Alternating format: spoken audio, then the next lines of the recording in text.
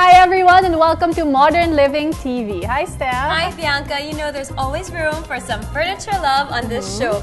Join me as I discover this amazing funky chic showroom that houses the best names of European design. While I zero in on going organic when it comes to keeping our homes clean and safe for our loved ones with growing social enterprise, Messy Bessie. Plus more tips on how to live your life to the fullest as we explore more of what modern living has to offer.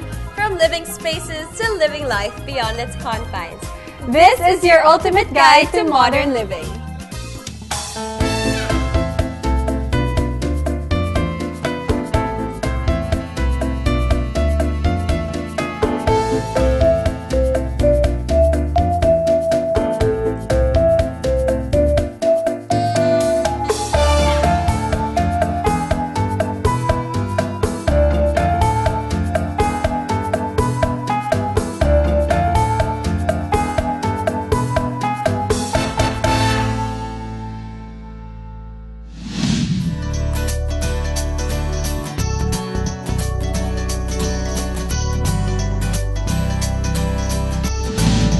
Having plants in the home is one of the best ways to brighten up your day every day and see greenery. But if you're like me and kill all the plants you bring in your house, then there might be a solution for you with homemade succulents and indoor gardening. And we have here Femi Cachola of Gawani Femi, who's going to teach me how to hopefully make a plant that will not die.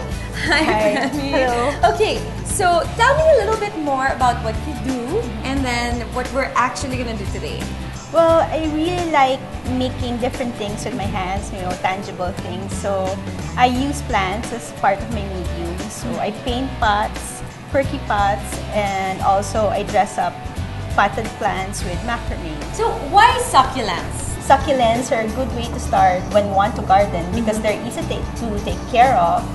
They usually die because of over-pampering. So what do we have here? What type of plants do we have here? Well, the plants that I brought here are some of the best air purifying plants according to NASA scientists. This is a snake plant. Okay. And this is a golden pothos. So this one is not actually a succulent, but it's a very good air purifying plant. It works well if you put this in the entryway. And then this one is a snake plant. It's very good to put inside the house because this can tolerate even low light. Aloe vera is the most popular succulent among the plants here because of its medicinal benefits. But aside from that, it's a very good air purifier. You can put one in your bedroom, specifically beside your bed, because it releases oxygen even at night. Well, the aloe vera works over time. This one is a Sansevieria bacularis, also a very low maintenance plant.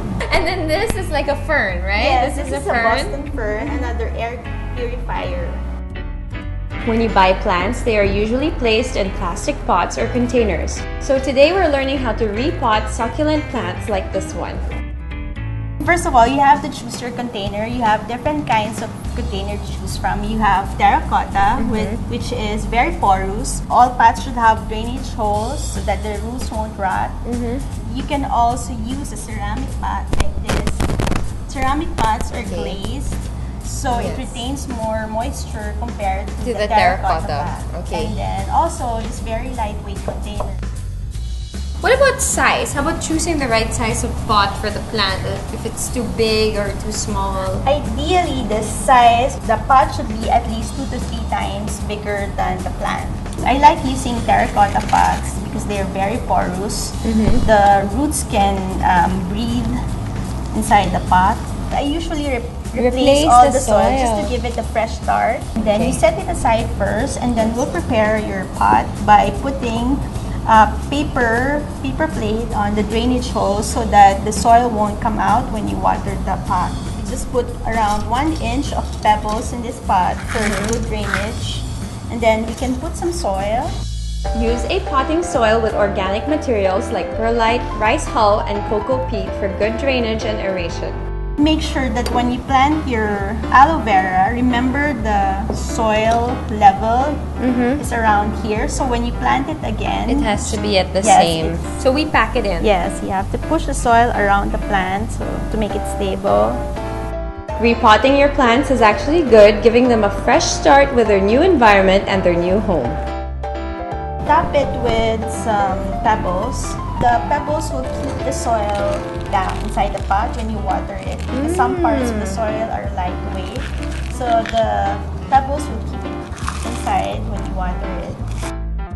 We can also hang plants. You know, if you don't have enough space in your tables or in your cabinets, you can always use the ceiling space. Yeah. So I'm going to teach you how to make a macrame. Cool. Macrame is the art of Knots. knots. Yes, Yeah. using different kinds of knots to make to form a different shape that is decorative or useful. We're going to need simple materials for this macrame project. So we're going to use a cotton cord, but you can also use different kinds of cord. Like this one is a nylon cord. So what you need is 4 strands of cotton cord, about 2 meters long. Okay. Just make sure they're aligned, and then go to the midpoint to make a loop. This will be the handle of that will be the top. Yes, the top Okay. part. And then you have to make 4 pairs. Okay. You can put a tape just to keep your cords in place while you make the knots. So what you're going to do is first add beads to every pair. You can choose metal or wood. If it's hard to string through the beads, you can use also masking tape just to keep them together. Oh, like a very shoelace. smart. Okay. And put it around 12 inches away from your main knot. And then make your first small knot. Just make a loop. And then like that. It's a very simple knot. And then what you're going to do now is to make a new pair by combining one strand from the other just to keep them together. And then? And now you're going to collect all the strands to make one big knot. This will be the base of your pot. That's it? That's it. Wow, that's really fast. Okay. And then you put your pot inside. You can cut the ends, or if you want to make it irregular, or if you want it panday, you can also do that. It's up to you. You can use different kinds of knots to make a macrame. Wow. This is using a twisted knot or half square knot. And I dip-dyed it. It's the same material, but I use dye to create a ombre look. This one is using a square knot. And you can see here, I use some round wooden beads.